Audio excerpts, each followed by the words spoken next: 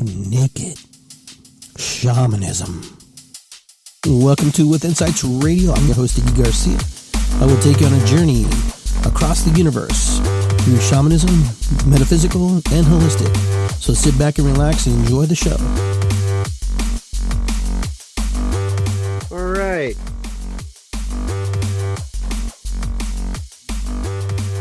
I want to welcome everybody to With Insights Radio, Iggy Garcia Live.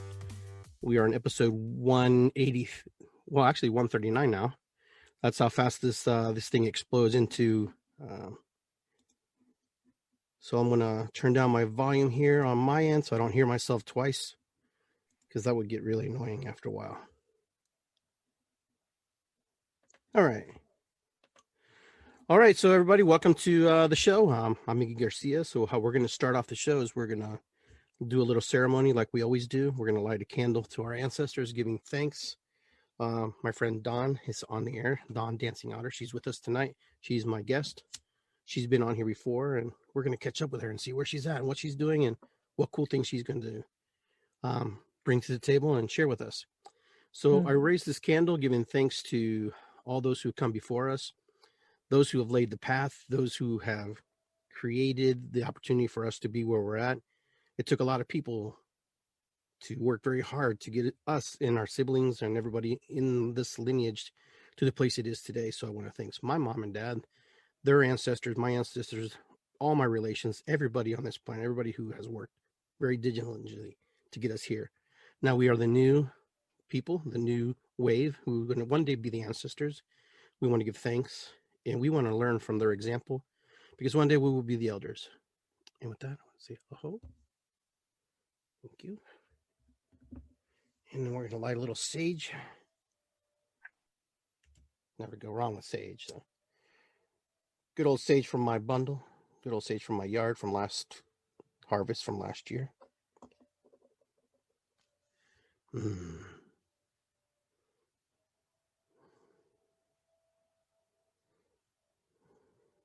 Take it in, yeah. And then just let that burn there while we're going through the show. So welcome everybody. I'm your host Iggy, and this is my friend Dawn. She's with us today. She's going to be with us for probably an hour or so, maybe. I don't know. We'll see how it goes. We'll see how it all floats and goes out into the universe. So Dawn, how are you? Good to see you. Yeah, in this very moment, Iggy, I'm doing well, and it's really good to see you too. Yeah, I don't think we've ever done a live video podcast together, have we? Everything's been over the phone. Audio, yeah. Yeah, so this is really cool. So this is like new territory for us. We actually get to talk to each other as close as face as we're going to get right now. Ooh, the technology, Iggy, just mind-blowing, isn't it? Yeah, absolutely. Yeah. We're shiny people. Here we are. Zoom's been a good platform for us to do shows and stuff like that. So there's been a lot of changes in the world, and you probably know what I'm talking about. All the things with just the pandemic and everything that's going on in the world, and the things we have to kind of align ourselves with that maybe we're in alignment or not alignment with.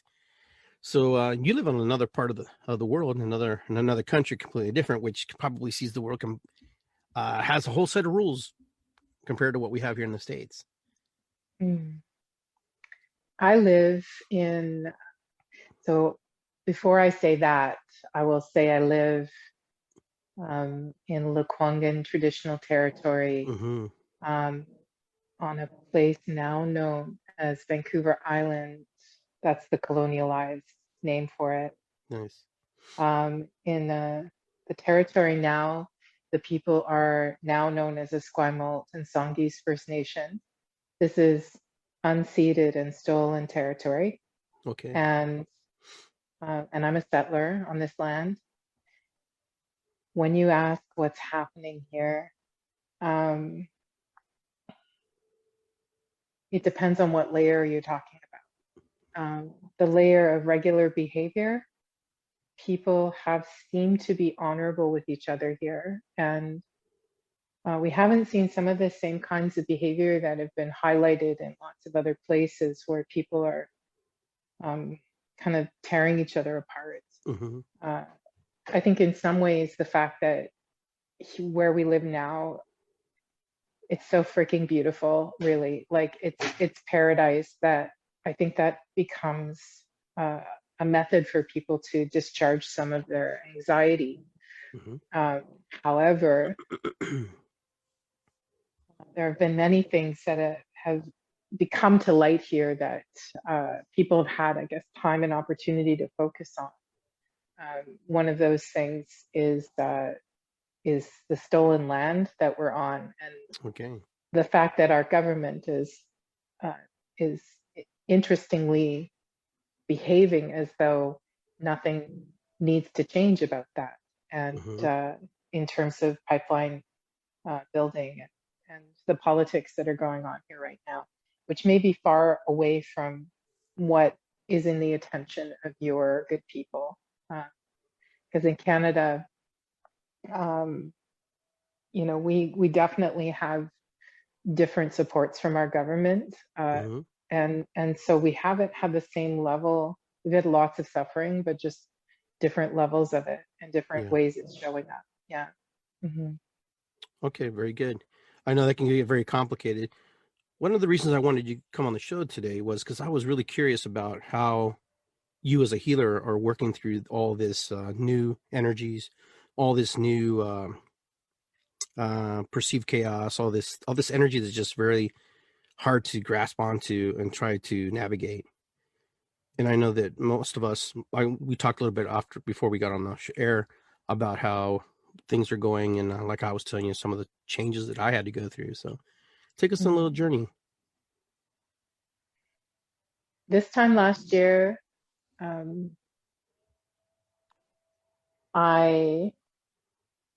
was just like everyone else, you know, everything kind of stopped. We all went inside.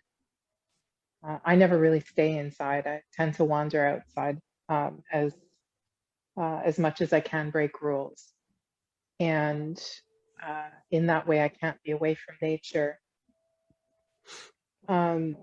Around this time last year, so the beginning of April last year, my phone didn't stop ringing for weeks on end, because in Canada, a lot of our, well, at least in this part of Canada, a lot of our services are essential services because all the offices kind of closed in the transition point where things were going online, and where things were getting set up so people could have access to social workers and mental health support. I was already set up that way and have been for a long, long time. I'm not a publicly funded mental health professional. I'm I guess in terms of what I'm certified to do is I'm a coach. And so, but a lot of people in my community know that I support recovery. I support people in trauma. I support people who are having really hard time. And a lot of the people that I've been supporting in recovery, they started using again. They started drinking again. You know, a lot of chaos just ensued in terms of people who were working really hard just to try and have some traction in life. A lot of those people just felt like they had been fragmented yet again. And so my phone didn't stop ringing for weeks. And I crashed pretty hard.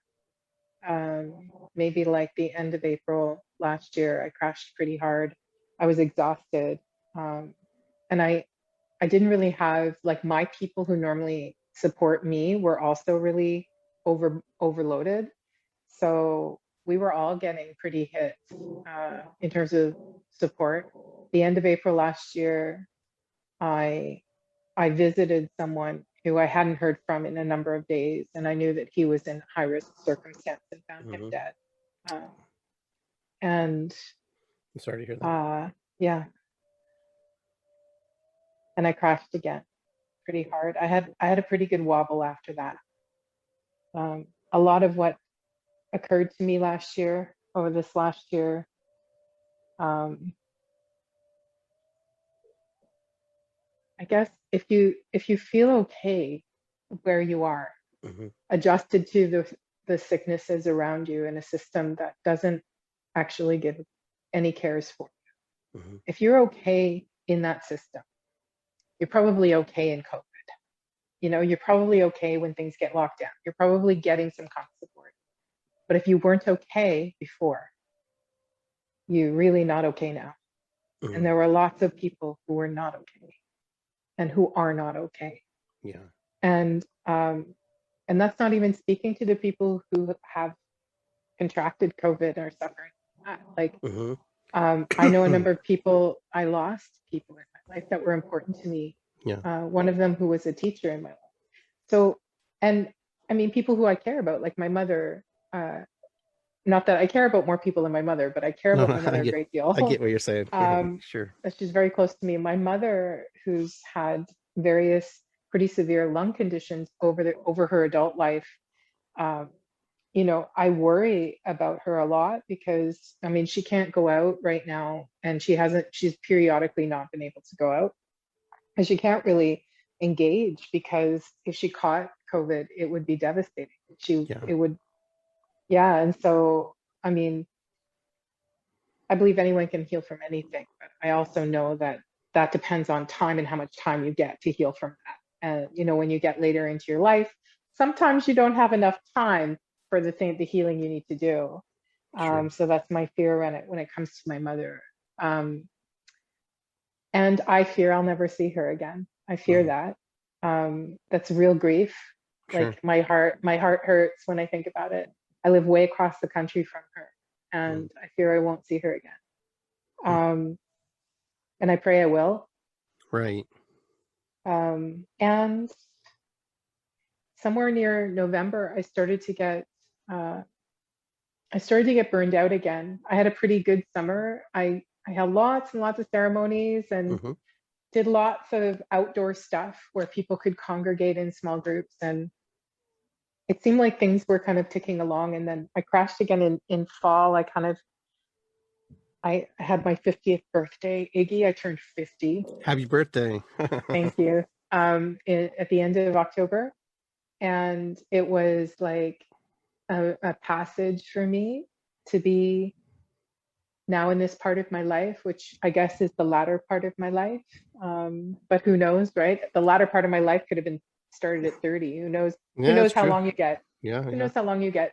But I do know that when I turned 50, that felt significant. And I kind of crashed right after that because I miss people. I miss connection. My younger son, who's in high school, he's missing out. He's missing out on the most social time of his life, and he's a very social creature. So we're adapting kind of intermittently to that experience. And I decided, I fell asleep one night having like a vicious hot flash at around 11 o'clock. Sweated through my clothes. This is the fun part of being 50.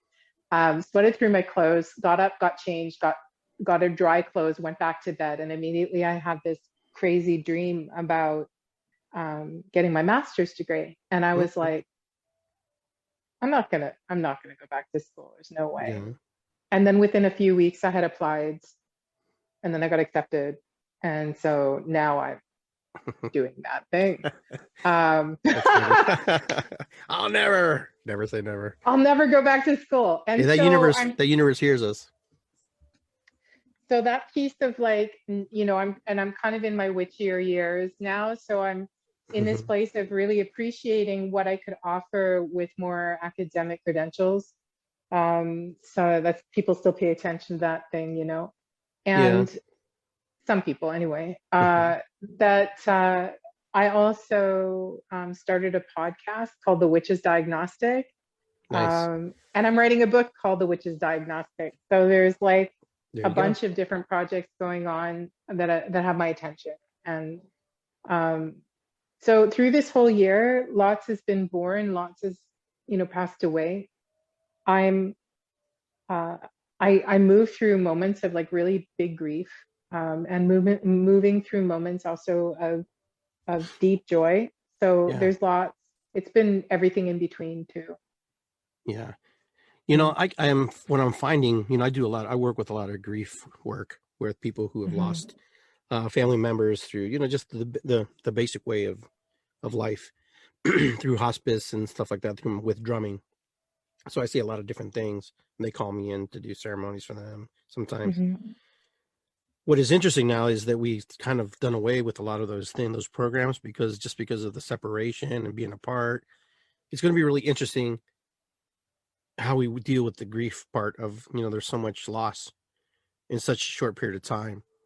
And I'm not sure how to grasp onto that sometimes, because that's kind of the work I do. So it's been interesting to just watch how that is playing out, and the people who were really involved in, especially the caregivers and people who work in the front lines per se, in the hospice centers, and watching, and people can't be with their ones they're leaving, and it's just been really interesting dynamic for a lot of people that I work with.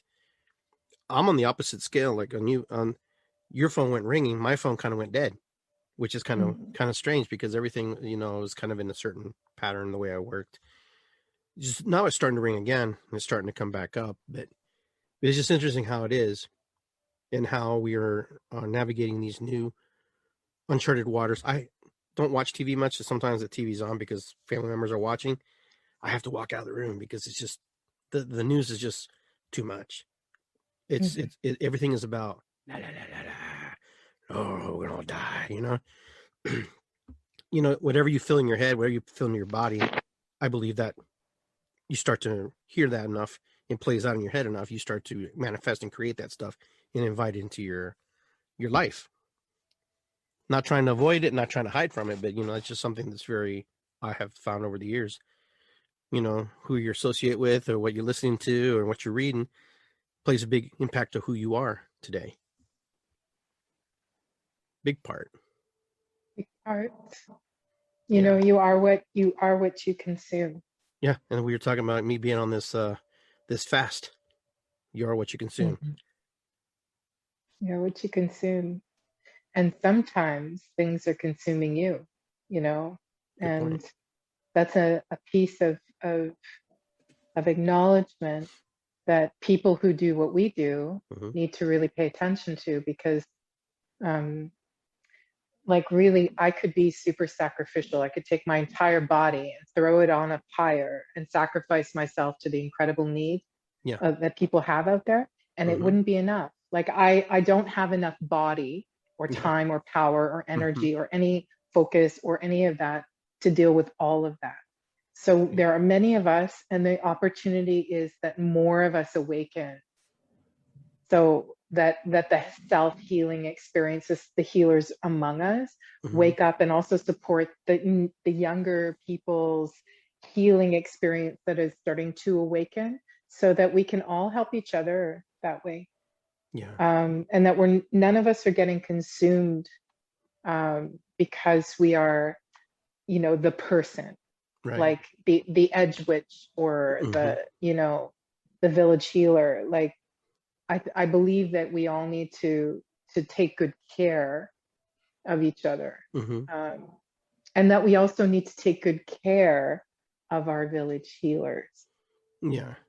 Mm-hmm. It's playing out very interesting. I do agree with you with that. I'm watching healers suffer a lot more than I probably have, Mm-hmm. especially in my community. I'm one of them. I've had my down moments where I'm like, whoa, what can I do? What I was doing before isn't going to be really enough to motivate, or to help, or to put somebody in a place where they feel safe or comfortable. So everything is just like a whole new game plan has to be developed. And I'm Mm-hmm. finding that really, it's a challenge, but it's also really fun too, to some extreme. It's like, okay, I gotta be creative. Whatever I was doing before, that's not gonna work.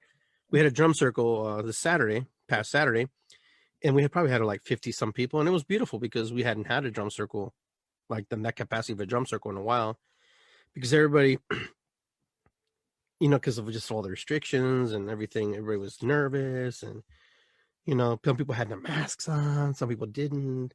Some people said, I got vaccinated. It's just, you have a whole school of people, so you got to learn to navigate all these different beliefs and ideologies that people carry with them. Because as a healer, you're also a community builder. You're helping people build the community back, because it's fractured. It's fractured because people see it differently, have to experience it differently. That's the biggest thing. They have to experience it it much different than they did before. You know, you and I could just walk down the street, go to the store, and it was no big deal. Now it's like a big deal. Now it's like, wait, did I forget this? You know, our whole process is different. Mm. Yeah, So that's we've what I noticed. changed. Something big has changed for all of us, Mm-hmm. and that's you know, somebody asked me not too long ago, or maybe it was, I lose track of time, but I seem to hear it. I remember hearing it not too long ago. Dawn, do you think that we're in an initiatory process? Mm. And I said, well, of sorts, because initiatory processes by and large are invited, Mm-hmm.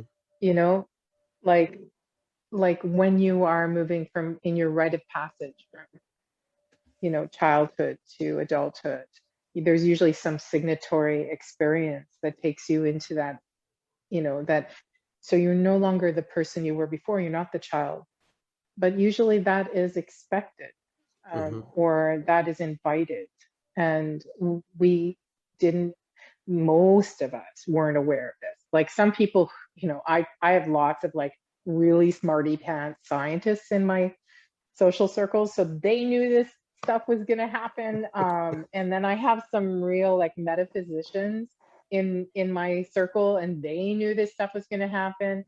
I'm always like, well, I don't know. Like, I don't know what's going to happen, so we'll see. Mm-hmm. But most of us didn't know, and therefore could not invite. So it's not exactly like an initiatory process. I believe that we are in a healing process. Mm-hmm. And I believe we have been sick. I believe we've all been participating in something deeply ill. And I'm not talking about politics now. Sure. I understand. I get what you're saying. Yeah. Mm-hmm. Mm-hmm. I'm talking about the way that we behave as humans towards creaturehood and with each other, and towards this earth. It's not in a place of wellness. And so we got sick. We all got sick together. Yeah. And my my contribution is let's get well together now. Okay. Yeah. So what's that look like? Excuse me. Mm. Let's get well together. I have a few different responses to that. It's good to be here. That's one for me. Yeah. My first response is where do we draw our wisdom Okay. in order to heal? And that our wisdom, if we go back into the old canons of, you know, science, medicine, and the like, that are very much like, here's your body, and here's whatever else we can't explain. Let's focus on this part, because this part is what we know. This is what we can create evidence around. Mind you, this part over here is something that Indigenous folk have known very well, the spiritual aspect. They've known it very well for as long as we've been humans. And so, and they've passed that down through their oral traditions, etc. So if we only seek out the things that are like about the material mode, like if we heal the body, hang on, my earbuds are doing a funny thing. Sorry. I can still hear you. Can you hear me? Okay. Yeah. My earbuds just went disconnected, connected. I'm like, oh. It's like we're gonna lose you there. You were describing what I was describing, that disconnect piece of like, let's take the body, the animus, away from the spirit, and we'll describe the animus, but not the spirit. And what we're seeing now is the repercussions and the consequences of that projected in big, in massive, like everywhere we go, in every aspect of our being.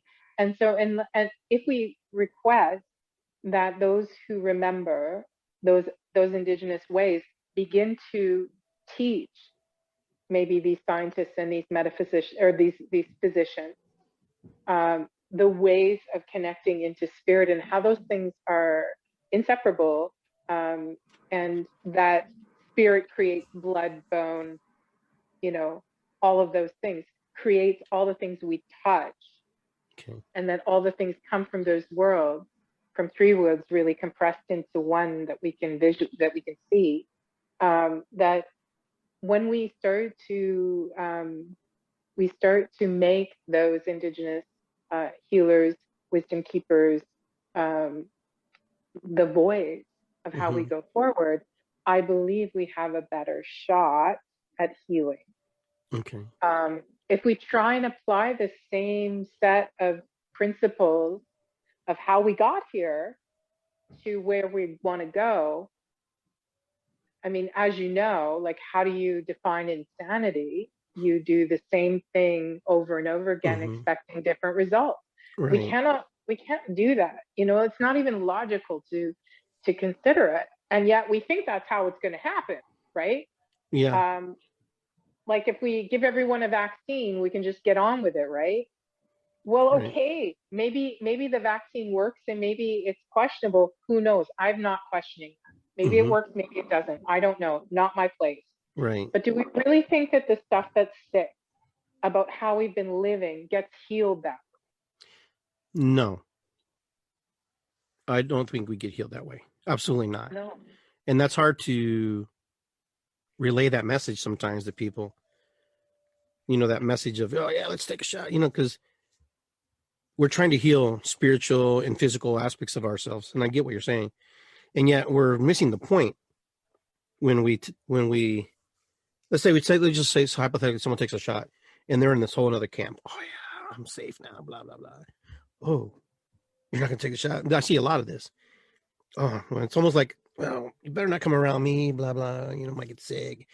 I see what we've still not worked. We still not got past that alienation, that separation, that lack of all my relations. Just because you take the shot. Oh my God, I've taken a flu shot, 10 years ago, maybe at most, because I had to go to Peru and I had to go on a trip. That's the only reason I had to take this, the H1N1. They required it to enter the country, but those things were already we're already light years ahead, with the studies and these things. My biggest concern right now is people are taking these vaccines. They're not sure what's going to happen, if it's going to work. No one knows anything. We're trusting and putting faith that these things work. My sadness is, what I get sad is when people start to separate into certain, factions. Either they're maskers, non-maskers, vaccinators, non-vaccinators. And, I've had the blunt of that from certain people because of how I stand up for people who are not able to take vaccines, because their body just can't handle it. They would just literally die because of, some components in there. But it's really hard to tell people that, not everybody can take it. There's some people who really want to take it, but they can't, and there's some people who can take it and don't want to take it. So I don't know. The world is in a very, and this is the worldwide thing. And I agree with you. This is like healing globally. It's not like one little region. This is like everybody. Everybody. This is everyone. And I believe if we focus on the way in which we've imposed controls upon free spirit in a damaging way, in the way in which we've imposed ourselves upon creaturehood in a damaging way, that we begin to, if we start understanding that, like if we go like, hey, as a collective humanity, let's not like point fingers at one person or one governmental system or one set of policies, but like actually as a whole, we've imposed ourselves upon nature in a way that is unhealthy, as though we are not connected to it, as though somehow we're going to take off in a spaceship the moment that it gets bad.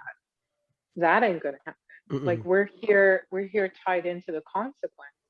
Right. So if the reason I believe we're sick is because we've cultivated sickness, and it's not well or healthy, or my description of healthy, to be more well adjusted to that. I think that people who win in that sick society, Mm-hmm. they're also sick. They're just Mm-hmm. not feeling the impact of the suffering. It's Right. like somebody who's got cancer all through their body, but they don't have any symptoms, you Mm-hmm. know? Mm-hmm. So my feeling is that we can't, just because people don't feel symptomatic of sickness, like their bank account didn't suffer that much during this time, or Yeah. they didn't lose their home, or Right. they didn't lose a family member they loved, or their friend didn't die of a drug overdose, that just because that's true doesn't mean that the whole of it isn't participating in something that's deeply unwell. Right. And until we apply our healing not just towards incidental symptoms, like one person's symptoms, but actually, why is that person sick? Like, why is that person sick? As healers, this is a new terrain, because when we were village folk and we were village healers, we didn't question whether the whole system was sick. Right. And that person, because that person having symptoms, we could work with them Right. and heal their symptoms, and that would bring them back into village in a whole and healthy way, right? Yes. But when you've got an entire, you know planetary system that's in a state of unwellness, and you expect one person to heal their illness within it and have that, adjust them back into that state of unwellness. Like, Mm-hmm. we need to actually broaden our projection into healing that, because, and I'm not trying to be like powerless here, like, I get when people say, yeah, but like, how do you do that?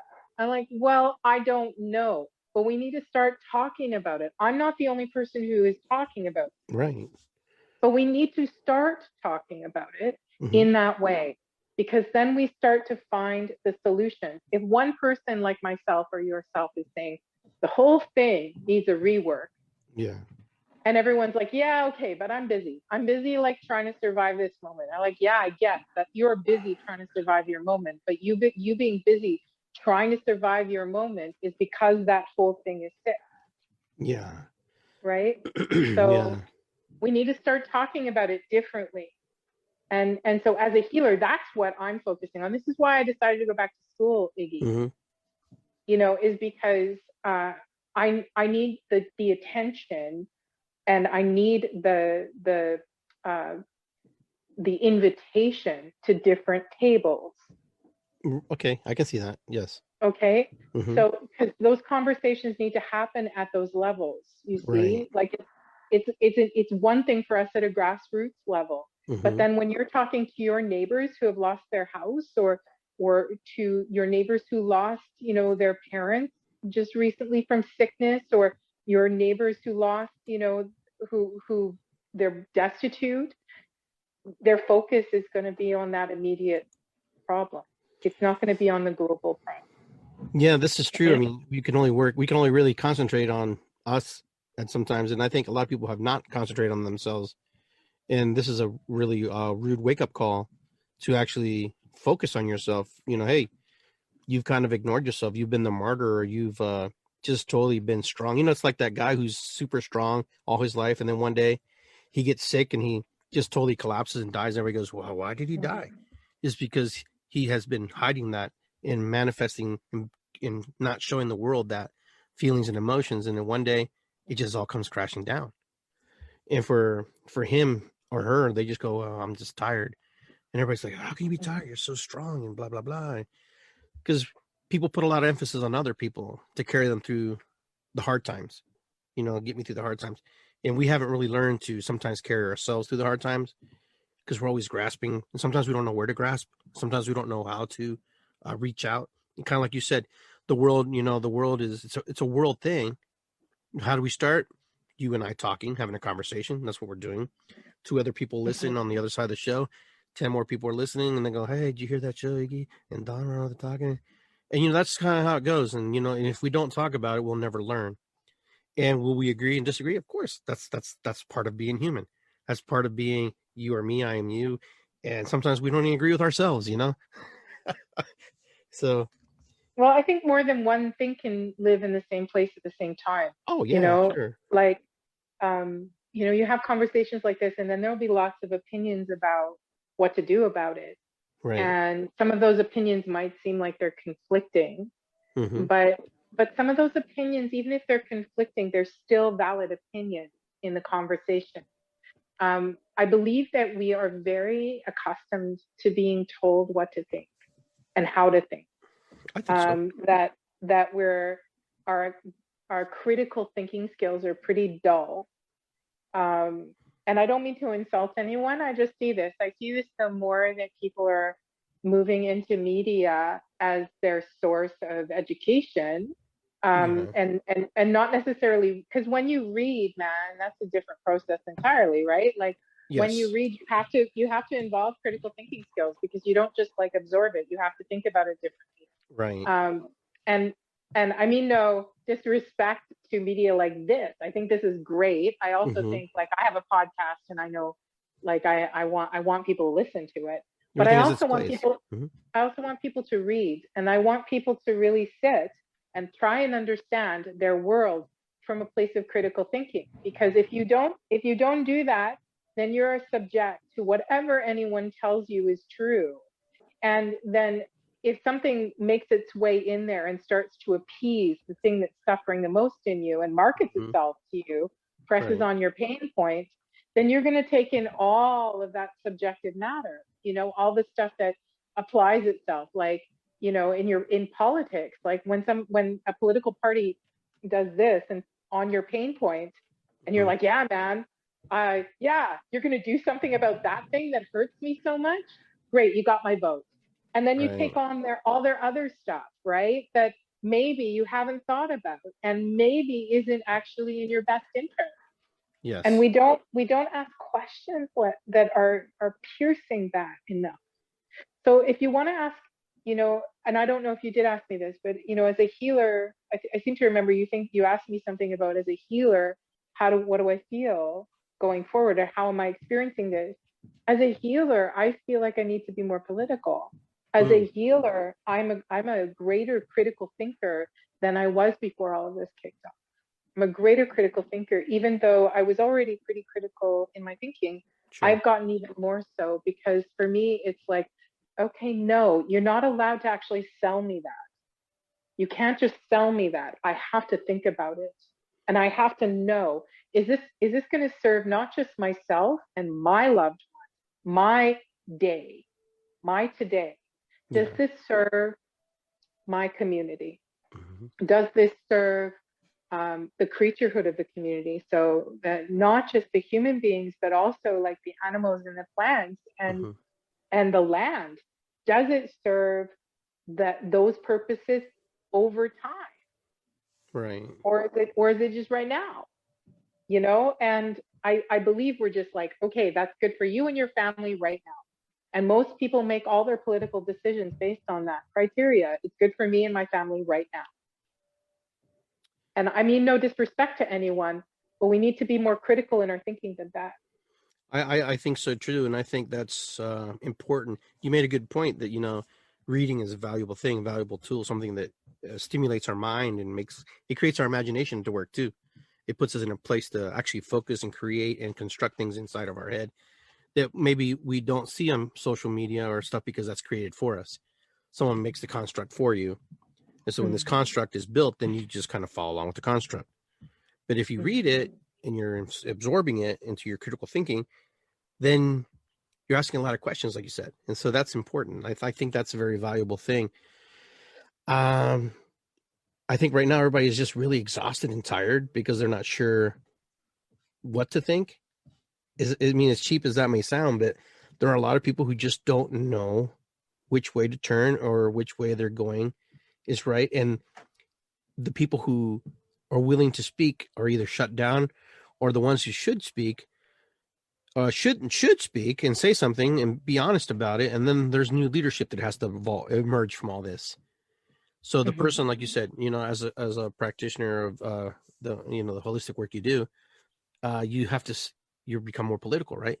I've kind of done the same thing to some degree, but I try to listen to both sides of the story. I try to say, okay, what's your opinion? What's your opinion? Then I try to form something in the middle. So do you ever see something? Do you ever see it like this? And I go, no, I never thought like that. And then, or you'll take it over this, and I'm like, oh no, that's irresponsible for you to post that. How can you post that? You know, you get all these different uh, ways that people respond and react to what you're doing. And the biggest thing, you know, for me, you know, perceived leader, they say perceived leader in the community, you should be able to, you know, you shouldn't be posting things like that. Well, I'm also a human being, and I also have loved ones, and I also have people I care about, and I'm not going to pretend to be something I'm not, and neither are you. You're not going to pretend to be something you're not. You're going to present yourself the best way you can as a human first. You know, this world is our world, and we're all part of it together. And sometimes it's very uncomfortable, and you know, sometimes you have to become uncomfortable. And sometimes the hard things sometimes don't want to be heard because part of us already knows it. Part of You us said already. lots of really juicy things there, Iggy. The idea that we are owed ease is insane. Yeah. Yeah, I No, don't know where that comes from. That I idea that we are owed ease, no, I don't either. and that, you know, not that there aren't beautiful moments where we can welcome ease because we need to be held and we need to heal. Like if you're in the middle of being sick or being, you know, where you need to rest, you should totally welcome ease. But you should not welcome ease all the time, because if you welcome ease all the time, you don't develop the musculature you need to be in this realm.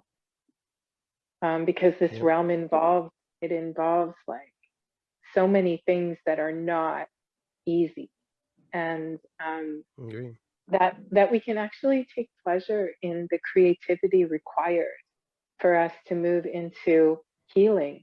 You know, I take pleasure in that. That's why I do this. Like, I don't do this because I'm a martyr. Like, I'm not sacrificial. I'm not sacrificial. Like, I don't go. You know, people go, oh, like all the work you're doing is so hard. Like you poor woman. I'm like, no. I like it. I like the hard I've chosen. I like it. Yeah. And I even love it. And sometimes I even feel like it's like so juicy and so like so interesting Yeah. that it's hard for me to turn my face away from it once it start engaging. It's like, okay, now this is the end of the session. I'm going to step away. Yeah.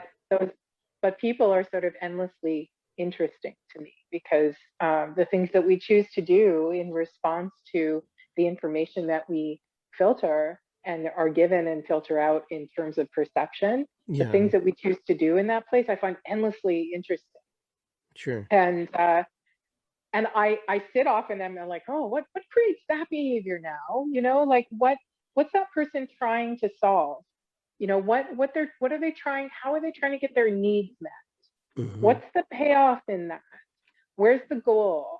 You know, I'm always asking those questions because human beings are really endlessly fascinating, and we do have a rationale that, I mean, we can call it spiritual because I believe it is, but it doesn't mean it's complicated in terms of like its application. It usually Yeah. has a rationale, right? This is why we're friends.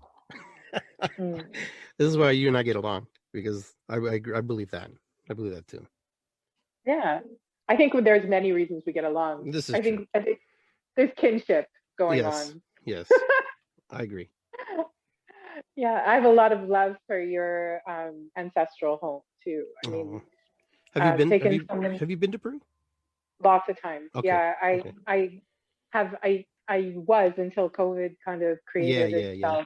itself, taking people once a year to the jungle Oh, nice. and Yeah, that's in right. That's Peru. right. I forgot. Yeah, How did I forget that? I don't know. I don't know. My mind's COVID, just COVID.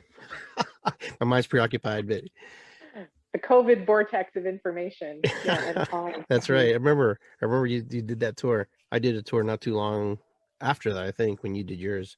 Went to Mm. Peru too. So Yeah, it's taken, usually the cap is 15 people. When I say usually, sometimes it's a little bit less because I vet pretty closely Right. who gets to come with us, because I have a trajectory in mind, like a Sure. certain way in which I want that work to go. And so I want that group to be really curated, but essentially, like, yeah, we've done the immersion into indigenous village in the jungle, and basically, like, um, my my way of being with that is to tell people, yes, this is what we're doing. Is Hmm. is that we are creating the capacity for you to touch that experience of being an indigenous village, because you probably have no concept of it, like, Right. and to plug into it in a way that is immersive. People leave changed because of that. It's not just the jungle medicines that we're consuming that creates that change, but Hmm. actually it's the jungle that's the medicine, and also the people that are stewarding that land and the creaturehood of the land that become really medicinal. And so I have great love. I've been financially supporting the village ever since it started. That's pretty cool. Well, it's cool, but it's kind of like necessary, because, like, Sure. what else is going to happen? They closed Hmm. their borders for a lot of time, and so I was not making a lot of money, but I was making enough that I could do Yeah. that, and, Sure. and so I've been continuing to do that, and it's my intention to reestablish that journey Okay. once we're able to. Yeah. Yeah, that's kind of what I've been thinking to do also to reestablish that as well. You run into situations where you have to kind of look at things again and go, wow, didn't see that coming, but now you need to come this way and work in this direction.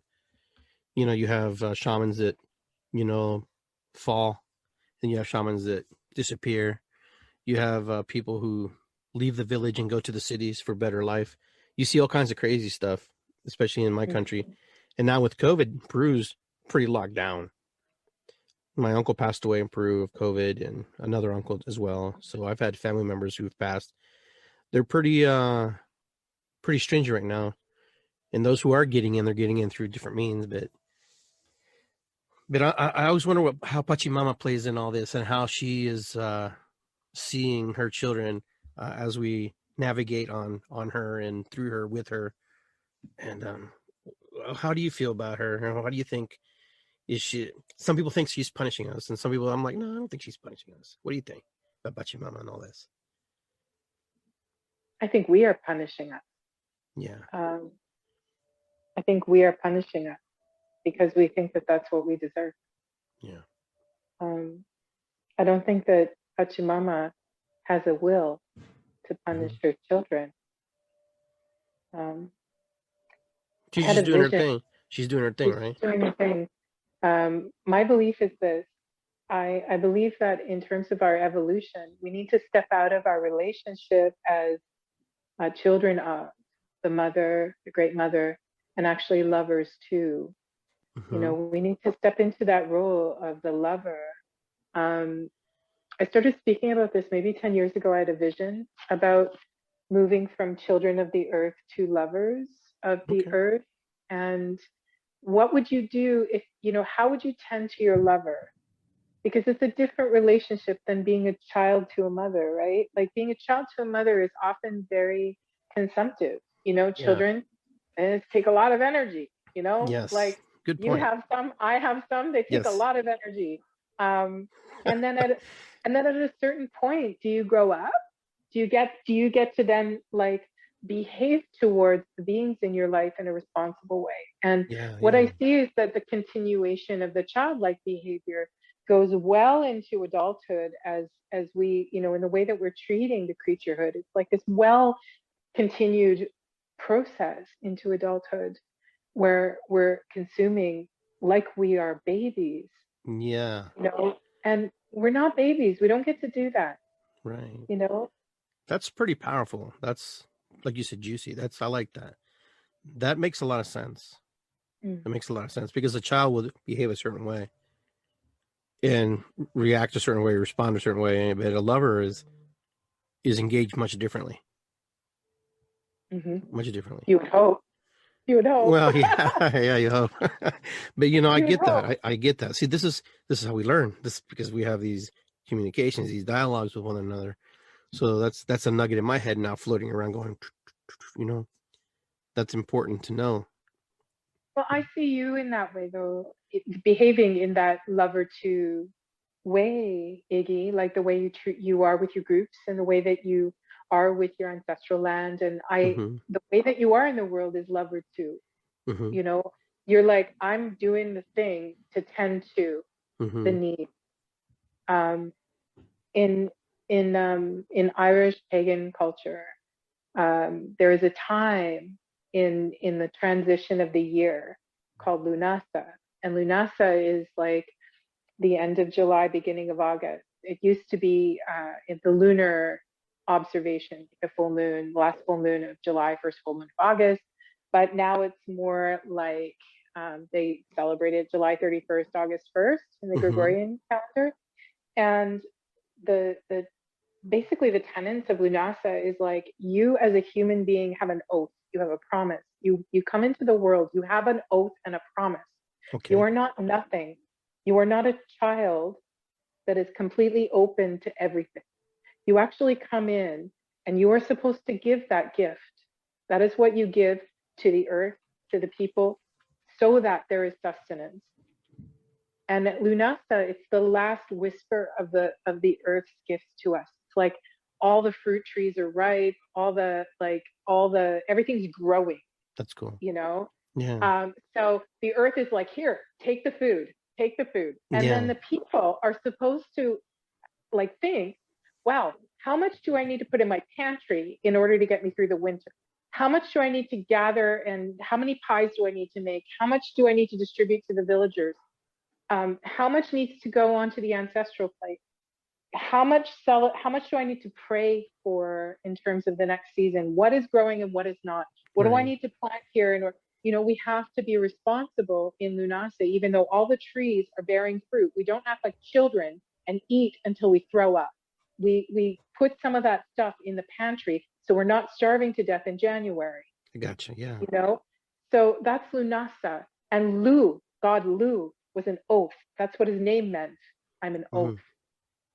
And so we as humans, when we become adults, we are not like wanderers and like not knowers and like not feelers. Like we are purposeful. That's Yeah. what makes us adults, you know. Uh, if you're not purposeful, you're still in your childhood, which is okay, which is okay. But you don't know your purpose until you start taking action, Right. right? Yeah. So for me, like my older son is always like, I don't know what my passion is. I don't know. He's 22. And I'm like, maybe you don't need to know just yet, but you need to do something that helps you cultivate knowing it, Absolutely. you It's know? true. It's So, very true. mhm. Keep yourself busy and keep yourself going, because then it'll just that moment, that aha moment will come. Boom. You're like, oh, I know. But you can have multiple passions. Oh, It doesn't have to be yeah, I just one have. thing. Yeah. It's like I have. Yeah. you But dance. I know my one purpose is this though, What's that? Iggy. When I danced, I've danced, I've written, I've spoken, I've healed, I've done all those kinds of things. And yes, you know what my major passion is. My major passion is compassion. Oh, cool. That's my purpose. Yeah. So whether I'm showing it through dance or writing or ceremony or whatever, my heart, my purpose is to share this compassion. Beautiful. Sometimes Oh, it looks really harsh, but it's yeah. still compassion. Yeah. Good. Good. Good. I like you to maybe share, if you like, the story about how your name came about.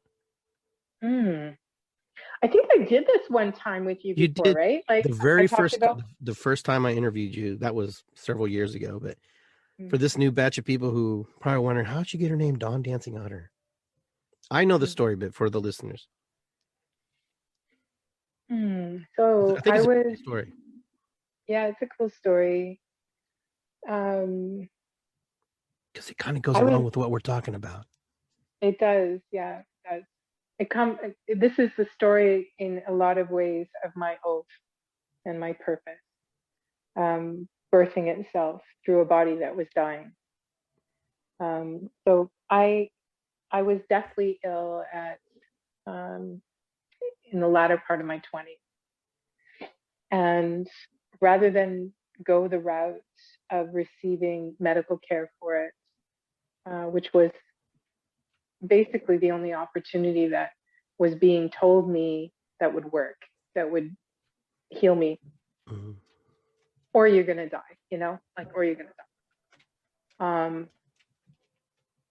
I remember being terrified, just really terrified, not knowing what to do. But the notion I had in my head as I left from the hospital and went home was I needed to talk to my naturopath. My naturopath is still a very close friend of mine. And she said, I think you need to see this man I know, because, it sounds like you really need help, like right now. Because what I had asked her for was like, can you help me? I'm really sick. Can you help me with this? And she said, do you have time? And I said, I don't think so. Like, I don't think I do. And she said, well, anything I have to do would take time. And if you don't have time, I think you really need to talk to this man. And so she passed along Manfred Lucas's number to me. And Manfred Lucas he died in 2015. He was a healer. He was a medicine man. He was a teacher. Mm-hmm. He was a lover unto the earth. I called him and tried to make an appointment. And at the time, his wife was taking his calls and making appointments for him. And when I was talking on the phone with her, I was like, I really need to see him. And she said, well, his next appointment's like 4 months down the road, right? Right. And I was like, I was in pretty desperate shape. And I said, well, I'll take that appointment, but I don't know if I'm gonna be there. And if I don't show up, it's because I'm not walking the earth. And she said, oh, well, I'll put you on the waiting list, but you should know that the waiting list is usually not accessed. Like, people don't cancel appointments. And the next morning, someone canceled their appointment, and I ended up at his office, which was in his house, and his downstairs had bison hides all over the floor. And I remember sitting across from him, and he was doing a bit of counsel work with me before we did a journey. And in the counsel work, I was being kind of a pessimistic dick, like, because I was pretty sure it wasn't going to help me. Like, sure. I was like, he was really compelling as a creature, but I didn't know why I was there, how that was going to help me. And he did the journey and came back from the journey. And in the journey, he had found a number of things that were really out of balance. He explained to me, without me having explained to him, that I had an eating disorder. And I did. I had a really severe eating disorder, which is probably part of the reason I think that I was so ill. But he explained to me why I had that eating disorder. And I was like, how could he know that? How could he know? So in some ways that lends itself some credibility. And then he said, do you know what animal that you're interested in the most as in terms of relationship? Like, what animals interest you? And I said, oh, I feel like I'm a horse, because that my spirit is a horse, because horse. And he's like, well, what do you like about horses so much? And I said, horses are really beautiful and really strong and like really free, and they run with a lot of freedom. And he said, Yeah, well, they're also like quite domesticated. You know, most of the horses around us are really domesticated. Um, they work pretty hard, hey? And I said, yeah, I guess so. And I started to get really uncomfortable because I knew he Mm-hmm. was about to tell me something. You know, like when people are going to drop the truth bomb, I Yeah. knew something was going to happen. And I was like, okay, I don't know what you're getting at. But, and he said, well, you know, that's why you're sick, right? And I was like, uh, no. He said, you're sick because you don't know who you are. You don't know why you're here. You don't know what you're good for. And I was like, uh, and he told me that I was connected in my animus to the otter, and that animal was deeply in relationship to me on a cellular level, and that my purpose was in learning the ways of play. And I was like,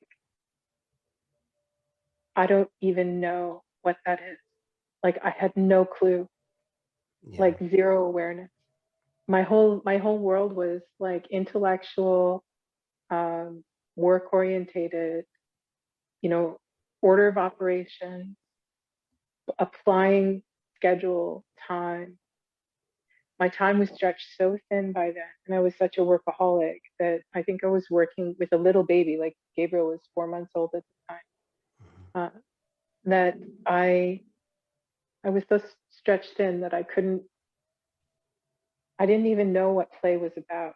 Yeah. Like he was talking to me about play, and it was actually crushing my heart a little bit because I felt like, how do I even?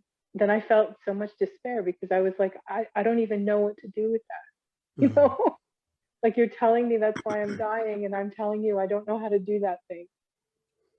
And and that's the beautiful thing in healing. I'm tearing up a bit, Yeah, I see. Mm-hmm. thinking about the gift Manfred gave me that day because he saved my life. You know, like he saved my life because if you don't know who you are, how can you be Mm-hmm. here? Right. If you don't know who you are, you don't know why you're here. You don't know what you're good for. Um, And I won't say that I changed like that. Like it Right. didn't happen that way because I didn't get sick that way, you know? Sure. But what happened was pretty miraculous from that day forward. My blood tests were coming back more healthy, and slowly and progressively, Mm-hmm. I was feeling better. It took a year for me to come back physically, but I would say emotionally, mentally, and spiritually, it was that was what aligned that day, and my body started to follow suit, which is usually how things work, right? Mm-hmm. And so, which is that's how you get sick too. Starts up here in the metaphysical, and then it Yeah. finds itself in the body, you know. And the body starts to say, "Okay, we're just doing what you told us." Right. Exactly. um, and my body started to learn how to play again, and I started to learn how to play again, and I Mm-hmm. started to learn um, how to be like bad at things, you know, like how to be not necessarily bad at things, but like totally a beginner, how to be a complete beginner at anything. That's awesome. And and the story that I tell about that. So afterwards, I developed a teaching relationship, a student relationship as a protege of Manfred's for Mm-hmm. a number of years after that. He was my teacher. And I have a whole other story around that, but that was sort of like a Mr. Miyagi Daniel-san kind of relationship. Cool. For real, for real. Oh no, I believe you. I believe it. um, and that during that time of learning, the most valuable thing that I learned to be was in the wanderer. Like I don't know how that works. I don't know how that is. I don't have a plan there. And to be receptive to the guidance so that I could do things rather than trying to do that in reverse order, you know?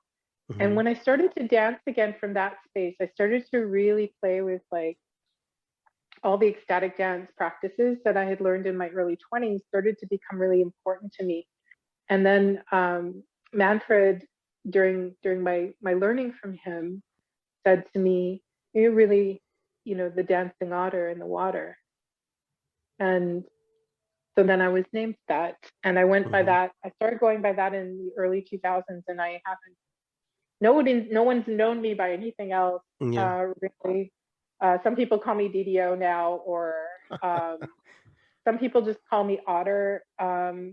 Some people mix up the order and call me Dancing Dawn Otter, which is also fun. But Dawn was my birth name, and Dancing Otter became my surname. And so, yeah, that's the story of how I got my name. Yeah, I love it. I love that story.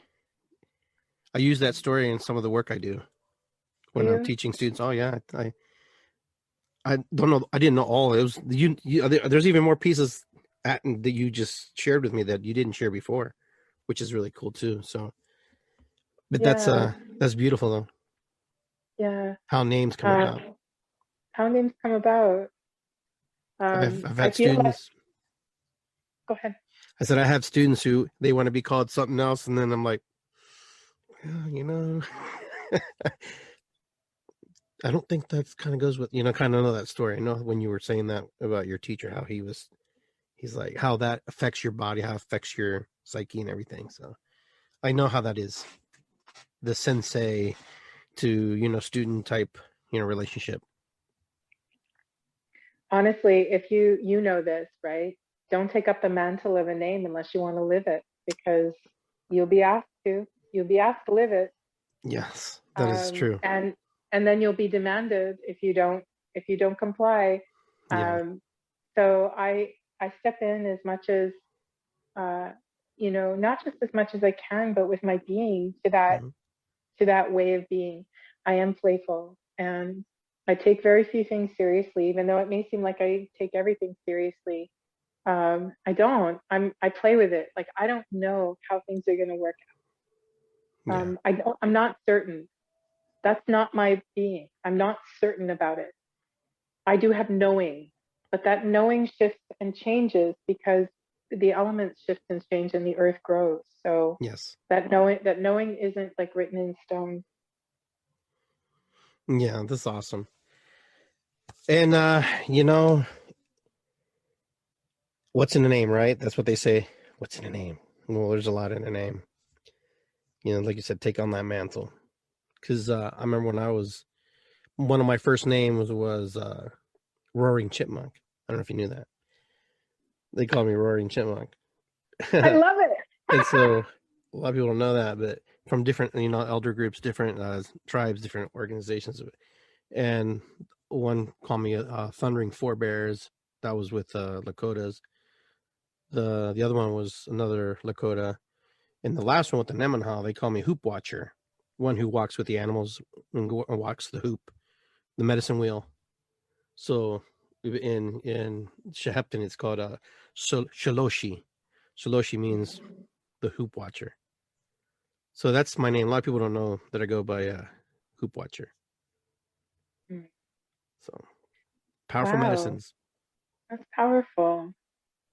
Did you know that that in the Irish culture that the circle or the spiral is the most significant symbol of the spirit? Mm-hmm. And so when I look at hoop dancing, I think of it in that way, or like at the sacred hoop, I think about it in terms of the spiral, and that being a representation in the wheel of our journey as humans, Right. journey as living animated beings. Yeah. So the 13 council mothers, they name me Hoop Watcher. So it's pretty cool. It's a big honor. It's like, it's a big responsibility too. I was like, wow, that's a big name, No, you're fine. You can handle it. So. You're all over it. You're all over it. Yeah. I like dancing. I like hooping. I like all of it, drumming. So anything with circles, I'm into it. So. Well, Dawn, we're winding down to our time here. So I wanted to see if you had any last thoughts that you wanted to leave with our listeners.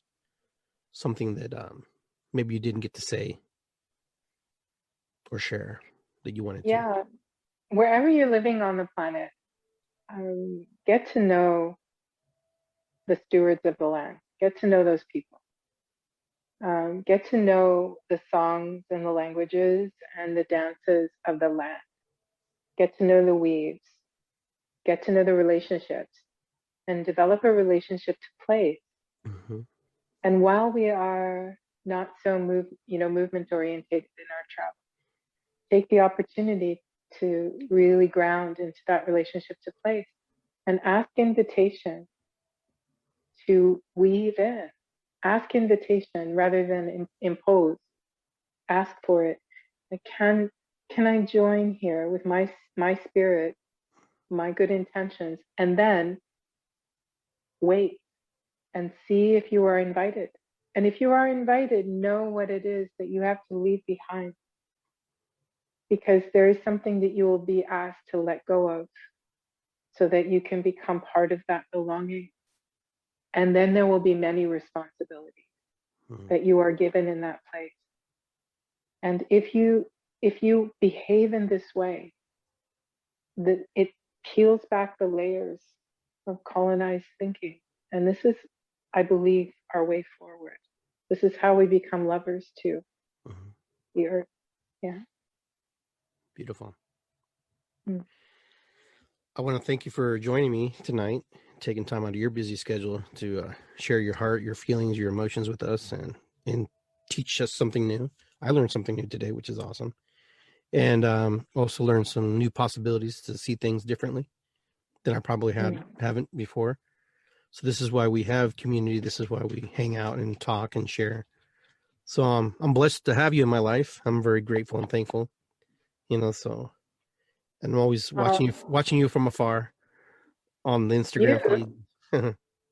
You are lovely, and I really enjoy your energy, and I Thank always you. feel such a kinship between us. So yes, absolutely. Anytime you want to do this, then you should come on my podcast too. All right, that's we'll have a deal. another conversation You invite me to your podcast, and I'll join you, and I'll share. I'll get to share stories about me with you and your guests and your peoples. I might add, if anyone wants to find me, I'm at theweaveworkschool.com, and then the Witches Diagnostic Podcast, which is everywhere. Yeah, I'm pretty excited about that. Yeah, Facebook, Instagram, all those places. Awesome. Awesome. So I want to thank you again, and I want everybody to thank you for tuning in tonight and hanging out with me and my friend Don here, just learning and just communicating and talking like people should, just having discussions and learning. So with that, I want to say thank you, Matakuyasin, Ho'oponopono. It's good to be here. What is above is below. Iri Sikwi. And, with that, I want to say a ho, and I want to say we'll see you guys next time.